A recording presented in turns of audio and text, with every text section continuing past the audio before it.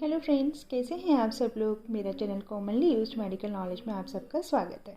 तो आज की वीडियो का टॉपिक है डी डाइमर। डी डाइमर एक ब्लड टेस्ट होता है जिसके अंदर हमें पता लगता है कि हमारे ब्लड के अंदर क्लॉट बनने की क्या चांसेस हैं। So let's start. Hello friends, आज का हमारा टॉपिक है डी डाइमर। तो डी डाइमर हमारे ब्लड से रिलेटेड है। हम जब ब्लड टेस्ट कराते हैं तो उसमें डी डाइमर की रिपोर्ट आती है, तो उसके बारे में अभी हम स्टडी करते हैं। जैसे हमारी ये स्किन है, स्किन में कहीं भी कट लगा, कट लगने से उसमें से ब्लड आया और उसमें क्लोटिंग हुई। क्लोटिंग एक्चुअली में प्लेटलेट्स मिलके और फाइब्रिन मिलके क्लोट बनाते हैं। इसके बारे में, कोएगुलेशन के बारे में हम बाद में स्टडी करेंगे। तो बेसिकली जब वो क्लोट बन जाता है और उसके नीचे स्किन वापस आ जाती है, उसके बाद वो क्लोट डिज़ोल्व होने लगता है। बॉडी अपने आप ये सारा प्रोसेस करती है।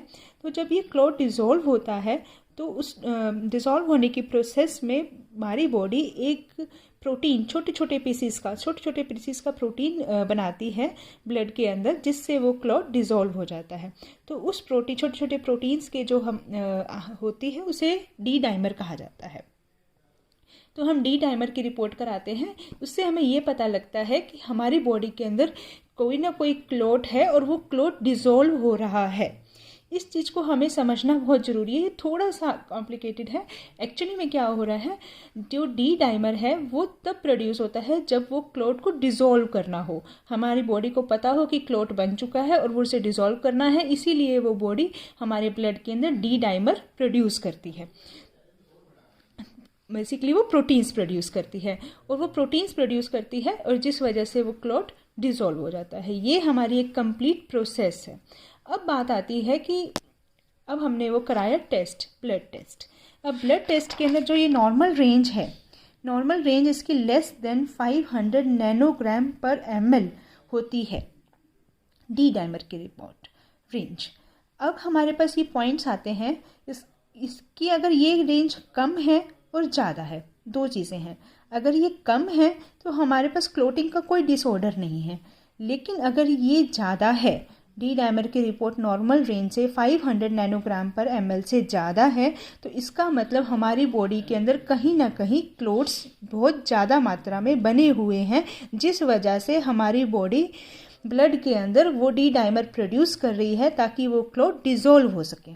तो हमें इस डी डाइमर के टेस्ट से क्या पता लगा? हमें डी डाइमर के टेस्ट से सिर्फ ये पता लगा कि हमारी बॉडी के अंदर क्लोट्स बहुत ज़्यादा मात्रा में हैं, जिस वजह से हमारी बॉडी बहुत कोशिश कर रही है कि वो क्लॉट डिज़ोल्व हो जाए। That's it. ये हमारा डी डाइमर हमें बताता है। अब बात आती है कि ये डी डाइमर हाई है, तो इसका क्या मतलब है? यही मैंने आपको बता दिया कि क्लॉट्स हमारी बॉडी में बहुत ज़्यादा हैं। अब ये पॉइंट है कि ये चीज़ बहुत ही सीरियस है। It's a very serious point. अगर कम है देन इट्स नॉर्मल, कोई दिक्कत नहीं है, लेकिन अगर ये ज़्यादा है डी डाइमर तो इट्स अ सीरियस कंडीशन। इसके पीछे बहुत सारे रीजंस हो सकते हैं। वो रीज़न हम स्टडी करते हैं। उससे पहले सिर्फ जैसे हमने पहले भी स्टडी किया था CRP, वो हमें बताता है कि इन्फ्लेमेशन है, कहीं ना कहीं बॉडी में इन्फेक्शन है। That's it. वो ये नहीं बताता कि कौन सी जगह पे इन्फेक्शन है। सिमिलर वे में डी डाइमर हमें ये बताता है कि क्लॉट बन रहे हैं हमारी बॉडी के अंदर। ये नहीं बताता कि क्लॉट कौन सी जगह पे बन रहे हैं, कहाँ पे क्लॉट बन रहे हैं, हमारे लंग्स में बन रहे हैं, हार्ट में बन रहे हैं, लेग्स में बन रहे हैं, कौन सी जगह पे बन रहे हैं। इसको आइडेंटिफाई करने के लिए कि हमारा क्लॉट कहाँ पर है, then doctor has to use other symptoms. Doctor को दूसरे सिम्टम्स देखने पड़ते हैं कि ये क्लॉट, अदर सिम्टम्स डॉक्टर को देखने पड़ते हैं कि इसके साथ उस पेशेंट की क्या कंडीशन है, उसके क्या सिम्टम्स आ रहे हैं। तो अलग अलग सिम्टम्स के अकॉर्डिंगली फिर डॉक्टर दूसरे टेस्ट्स भी कराते हैं, जिस वजह से जिससे वो डॉक्टर फाइनली इस बात पे कंक्लूड कर पाते हैं कि क्लॉट यहाँ पर है और उसके अकॉर्डिंगली वो उन पे एक्शन लेते हैं, जो भी हमें मेडिसिन प्रिस्क्राइब करते हैं। So let us start with the common reasons कि किस वजह से डी डाइमर हमारी बॉडी में हाई आता है, और या फिर किस वजह से हमारी बॉडी के अंदर क्लोट्स ज़्यादा हैं। तो इसका तो मेन तो एक सबसे पहले तो यही है कि क्लोटिंग डिसऑर्डर है। क्लोटिंग का कहीं ना कहीं एक डिसीज़ है, डिसऑर्डर है। Let us start with the several reasons जिस वजह से क्लोटिंग ज़्यादा हो रही है। ठीक है, पहला रीज़न आता है DIC, disseminated intravascular coagulation. Coagulation का सिंपली मीनिंग होता है क्लॉट बनना इंट्रावस्कुलर हमारे अंदर, ठीक है। It's basically disorder where blood clots become more without any need. हमारी बॉडी को क्लॉट्स बनने की ज़रूरत नहीं होती। जैसे हमारी बॉडी में कट लगा कहीं भी XYZ, वहाँ पे क्लॉट बना। अब वहाँ पे हमारी बॉडी के अंदर कहीं जो क्लॉट बना डैट इज़ नॉर्मल, लेकिन अगर हमारी बॉडी को कहीं पे कट लगा ही नहीं और अपने आप क्लॉट्स बनते चले जा रहे हैं तो इसको बोलते हैं डिसेमिनेटेड इंट्रावस्कुलर कोएगुलेशन, DIC। ये एक लाइफ थ्रेटनिंग सिचुएशन होती है, इससे ये एक डेडली सिचुएशन होती है जिस वजह से हमारी क्लॉटिंग की वजह से हमारी बॉडी मतलब एक इंसान की डेथ हो सकती है। सो एक हमारा रीज़न आया DIC, डिसेमिनेटेड इंट्रावस्कुलर कोएगुलेशन, एक डिसीज़ है जिस वजह से क्लॉटिंग ज़्यादा हो रही है और उस वजह से D डाइमर काफ़ी ज़्यादा हाई हमारी ब्लड में है। सेकेंड आता है इंजरी। कोई भी हमें रिसेंट इंजरी हुई हो, एक बड़ी इंजरी हुई हो, मान लो कि कोई एक्सीडेंट हो गया जिसकी वजह से बहुत ज़्यादा खून बह गया और जिस वजह से क्लोटिंग बहुत ज़्यादा हो गई और अब बहुत ज़्यादा क्लोटिंग होने की वजह से उसको डिज़ोल्व कर रही है बॉडी, दैट इज़ नॉर्मल। तो ये ज़रूरी है डॉक्टर के लिए, डॉक्टर मतलब डेफिनेटली देखते हैं कि किस वजह से D डाइमर हाई आ रहा है, वो नेचुरल रीजंस हैं या मतलब क्या वो कोई डिसीज़ या डिसऑर्डर्स हैं। जैसे कि नेचुरल रीजंस में एक प्रेगनेंसी भी है, अगर प्रेगनेंसी है किसी भी फीमेल में तो उस वजह से भी D डाइमर थोड़ा सा हाई आता है। रिसेंट इंजरी मैंने आपको बता दिया, recent injury. Third is heart disease. कोई भी मतलब हार्ट डिसीज़ के अंदर भी D डाइमर हमारा ज़्यादा आता है। अब आगे की इसके जैसे हम वही कंटिन्यू कर रहे थे कि किस वजह से D डाइमर हाई आता है। Disseminated intravascular coagulation, brain stroke, आपके रिसेंटली कोई ब्रेन स्ट्रोक हुआ हो तो उस वजह से भी D डाइमर हाई आता है। नेक्स्ट आता है पुल्मोनरी एम्बोलिज्म। ये बेसिकली क्या होता है, पुल्मोनरी बेसिकली हमारे लंग्स में रिलेटेड होता है पुल्मोनरी, ठीक है। तो लंग्स के अंदर क्लोट बन जाना, लंग्स की आर्टरीज के अंदर क्लोट बन जाना, उसको बोलते हैं पुल्मोनरी एम्बोलिज्म, ठीक है। तो अब ये बंद होता किस वजह से है, ये बेसिकली DVT की वजह से होता है, deep vein thrombosis. Deep vein thrombosis क्या होता है बेसिकली, ये हमारे जैसे लेग्स के अंदर जो हमारे पाँव होते हैं ना, लेग्स के अंदर छोटे छोटे क्लोट्स बन जाते हैं और जिस वजह से वो क्लोट्स आगे लंग्स में चले जाते हैं और वहाँ पे जाके प्रॉब्लम क्रिएट करते हैं, उसे बोलते हैं पुल्मोनरी एम्बोलिज्म। ये डिफरेंट रीज़न से हो सकता है DVT, डीप वेन थ्रोम्बोसिस।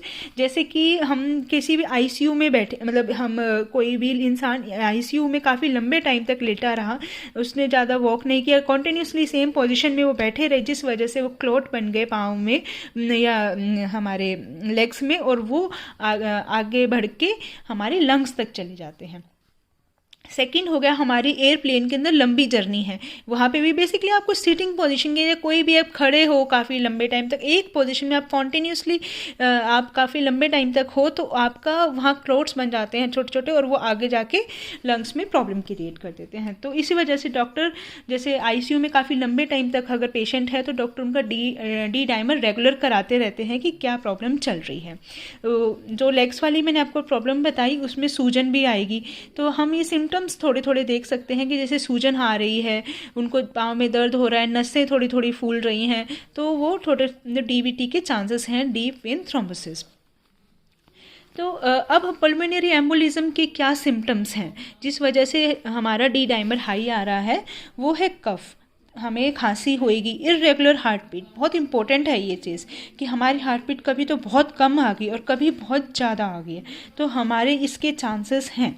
तो ये doctor has to identify this. हाँ, पसीना बहुत ज़्यादा आ रहा है, फीवर है, आपको डिजीनेस हो रही है, फेंटिंग हो रही है, आप बेहोश हो गए हो, आपकी ब्रेथ, आपको सांसें, shortness of breath, chest pain, ये एक डेडली डिसीज़ है हमारा। और सेकेंडली इसका एक नॉर्मल रीज़न भी हो सकता है D डाइमर के हाई का कि ये ओल्ड एजेस में 70 to 79 एज या अबव एजेस में ये D डाइमर अपने आप ही हाई रहता है। तो इससे पहले मैंने DIC भी आपको बताया था, डिसेमिनेटेड इंट्रावस्कुलर कोएगुलेशन। ये बेसिकली इससे हमारे ऑर्गन्स वो डैमेज हो जाएंगे क्योंकि क्लोट्स बनते चले जाएंगे, इरेगुलर हमारे पास क्लोट्स बन रहे हैं और वो ज़्यादा बन जाएंगे और जिस वजह से हमारा D डाइमर हाई आएगा और आगे इसका रीज़न हमें आइडेंटिफाई करना है। तो नॉर्मल रेंज हमें याद रखना है 500 नैनोग्राम पर ml, से कम होना चाहिए। और इस अब हम इस स्टेज पे आ गए कि डी डाइमर तो हमें पता चल गया कि इट्स अ क्लोटिंग हमारी बॉडी में कहीं है और क्लोटिंग को डिसॉल्व हो रहा है, तो डी डाइमर ज़्यादा आया।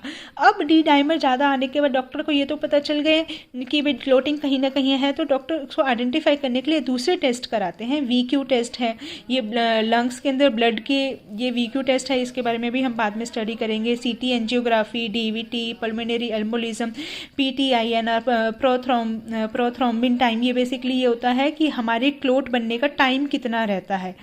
तो ये सारे टेस्ट डॉक्टर अपनी नीड नहीं, एक्चुअली सिम्टम्स को देख के जो ज़रूरत होती है उसके अकॉर्डिंगली करते हैं और इसका ट्रीटमेंट स्टार्ट करते हैं। सो आज का हमारा टॉपिक है डी डाइमर। बहुत इम्पोर्टेंट टॉपिक है, हमें इसकी नॉलेज ज़रूर होनी चाहिए और हमें एज के अकॉर्डिंगली भी सारी चीज़ें पता होनी चाहिए। So keep learning, bye bye, do subscribe.